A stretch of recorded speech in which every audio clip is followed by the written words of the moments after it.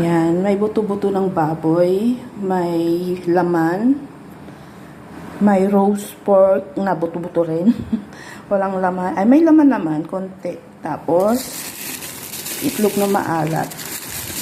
Hindi pa siya luto, so kailangan pa natin lutuin. Nakabalot siya sa buhangin. Ayan, nakabalot siya sa buhangin, guys.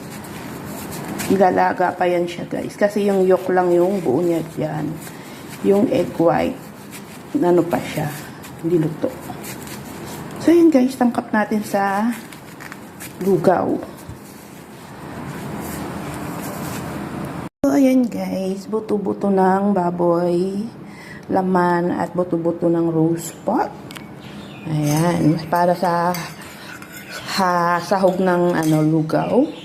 Yung salted egg, inilaga na natin kasabay nung ay nilagay ko sa tawag nito?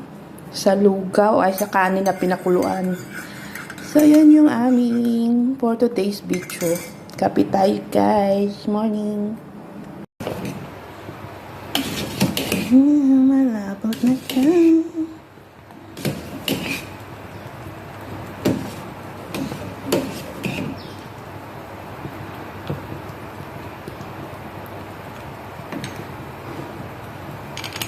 So, ayan guys, nagpakulo na ako ng bigas para sa aming lugaw, sa aming tanghalian guys.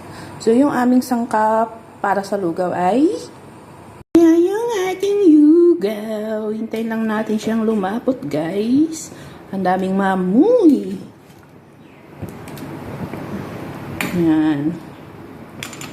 So, ayan guys, binigay ni aming kalahati ng itlog niya. Ipapatikim niya raw sa akin guys. Diyan, kain na tayo ng lugaw.